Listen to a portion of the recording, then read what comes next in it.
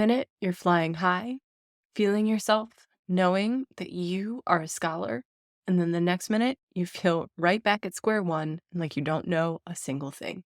Let's talk about the balance between student and scholar on this week's episode of Welcome to Grad School is Hard, but a Thrive PhD podcast. I'm Dr. Katie Peplin, and this is a show for everyone who's doing the hard work of being a human and a scholar. And in Season 2, I'll introduce you to various tools that might make the hard stuff, from writing to managing your time to taking care of your brain, just a little bit easier. And make sure you check out the link in the show notes for a brand new summer planning template, all available for you for free. Now, let's get into it. One of the trickiest parts about grad school, and a lot of other experiences where we're expected to grow and learn while also doing something, is that we are usually both the student and an expert, or at least growing into an expert. And this feeling of being both, it causes major intellectual, emotional, and sometimes even physical whiplash. 1 second, you're writing up your research and you need to state your authority and your originality and how brilliant you are. And then the next minute, your supervisor is taking pains to remind you that you haven't read every book that they have in their 92-year career. You, in fact, know nothing. One tradition, at least in a lot of the U.S. departments that I'm familiar with, is to invite a successful candidate back into the room after they have their thesis or dissertation defense by using their title. "Can you come back in, Dr. Peplin?" my advisor said. A signal that I had left the room for their deliberation as a student, but I was entering back into it as a colleague. And in theory, that transition happened smoothly over the course of my 5 years in the programs. I started as a student, I went through coursework, I took my exams, I passed into candidacy, I did my reviews, I went to conferences, and slowly, I built up that expertise until poof, I defended, I was an expert. I was a colleague, I was a doctor. But emotionally and physically, and even sometimes administratively, I went backwards and forwards all of the time. Sometimes I felt like I was more than capable to teach my undergraduates and be an expert to all of my students, write up my research. I felt like I was making original contributions. And then at other times, I felt like I couldn't even be trusted to know what email was or how other humans used it.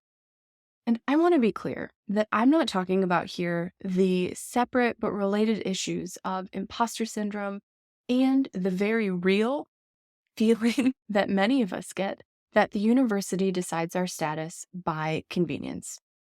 I will briefly say that it was in my department's best interest to call me a student when they did not want to pay me as an expert. And it was in their best interest to consider me an expert administratively when they wanted labor, like a class covered or somebody to volunteer at a conference or to give a talk or a guest lecture. Then it was fine for me to be an expert because they weren't going to be paying me anything extra. That's the nature of being a student in a program. And it also is one of the reasons that I'm such a big fan of unions for graduate students, but it's a whole other issue. I want to be clear here because I am not saying that all of us are manufacturing this whiplash in our heads.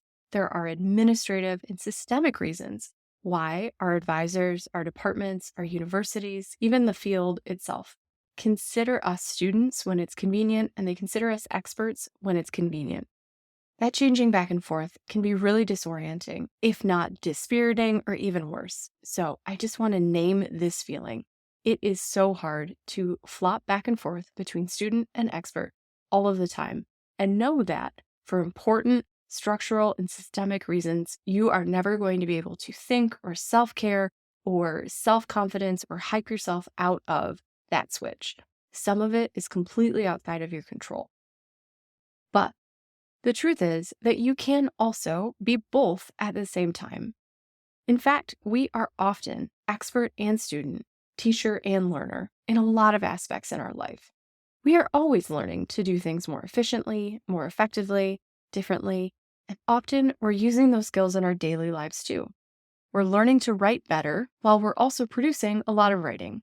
We're working on improving our focus and our time management while we also learn more about what makes our brains work and what tools do and don't support them. The important thing here that I really want to drive home in this podcast episode is that your skills have value, even if, especially if, you are working to improve them. You are not only worthy as a person once you're an expert. You can share what you know, even if there are other people who do things differently than you do. So much of what makes PhD candidates stand out and why we're recruited into these programs for the first place is our life experiences, our identities, our previous work experiences, the communities we grew up in, the perspectives that we have. All of those things make us experts in our own lives, our own communities, our own spheres of knowledge. But it's so easy to get into the hollowed white halls of academia and forget that any of that matters. So, if you are waiting to feel proud of yourself until you're an expert with nothing left to learn, you will probably never get the chance to call yourself an expert. Even if you do, it's going to be at the very end of your career. What would it feel like instead if you gave yourself the chance to be proud of where you are right now, while also giving yourself space to grow and change? What would it change for you if you gave yourself permission to celebrate how far you already come on this path, while still acknowledging that there's more to go? It is so destabilizing to be in an environment that depends on distinctions between experts and novices for promotion, advancement, and in a lot of cases, for even praise and feedback. But don't let the ego games of academia convince you that you're still a scrawny student at the whims of your teacher in every facet of your life. And to that end, here are 3 different things that you can try over the next week, or maybe even further along, that might help you feel into the ways in which you are already capable. You're already an expert. You are already a person who can learn and celebrate what you've learned at the same time. So, the first thing to try is owning your expertise. You might find that you are an expert in all kinds of things. You maybe are an expert in how to cook a fantastic set of pancakes for breakfast, or you're an expert in using the autoclave machine in your lab. Maybe you are an expert in a particular method or a piece of software. Maybe you are the grad student that everyone goes to figure out how to get their Canvas sites to work. In what ways is your expertise already being drawn on as a resource in your department, in your human life, in your communities? And what would it feel like to make a list of all of those things that you're already really good at? Our brains naturally focus on the stuff that we wish we were better at already, like the fact that I am not as good at Excel as I want to be, or I can't code in R yet, or I'm still taking this course to improve my language skills. Everybody's got those things.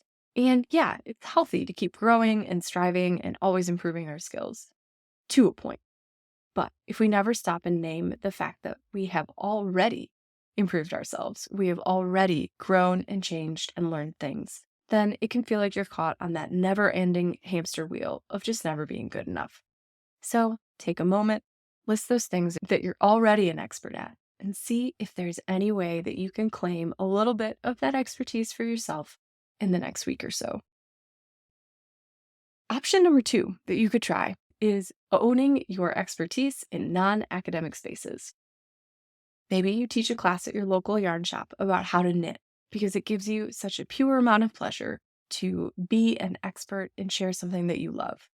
Maybe you go and volunteer at the local museum and you give tours and you feel like, wow, I'm a docent and I'm teaching these kids things and it feels great. Or maybe you pick the most complicated recipe that you know how to make, you invite all of your friends, and you wow them with the fact that you can make souffles right there on the spot. You do not only need to be an expert in the thing that you are working on professionally. And sometimes that little bit of mastery feeling in another space can really go a long way. Last but not least, I would love it if you experimented with remembering that it is okay to still be learning. And if it feels unsafe or unwelcome or a little bit tender and vulnerable to do that at work, why not still learn in another space that's completely separate? I love learning new hobbies for this. I think that taking on hobbies during my PhD was one of the reasons why I finished. It was so great for me to go to a yoga class and work on a new pose and fall down a bunch and, mess it up a bunch and mix up my left and right, a thing that I'm notorious for doing. And remember that it was okay to play. It was okay to fall down. It was okay to not be good at something yet. That was such a liberating feeling when I felt like every other aspect of my life was such high stakes. I encourage you to find some place where it feels a little bit more comfortable to not be good at something. Maybe you take a pottery class, or you watch a bunch of YouTube videos and teach yourself how to watercolor. The sky's the limit, but giving yourself that chance to practice learning in another space might help you feel a little bit more comfortable doing it in your professional life too. But any way you shake it, grad school is one long apprenticeship in which your expert in student status, in theory, progresses in a linear line, but most of the time bounces up and down, sometimes a million times a day. And anyone's nervous system is going to get kicked up by that. Just remember that part of that is how the system is designed, and there's also a lot of space to give yourself support as you move through the ups and the downs on the path to becoming a doctor. And if you are struggling with the ups and downs of revision, make sure that you check out the show notes. I am hosting a free webinar on June 20th, all about taking confusing feedback and turning it into an actual plan to edit and revise your writing. I'm hosting the amazing Dr. Bailey Lang to give this workshop, and I'm so excited to have her and all of you join us. More links are at the bottom. Sign up. It's completely free, and it will also be recorded and transcribed afterwards in case you can't make it live. Otherwise, I will see you around the neighborhood.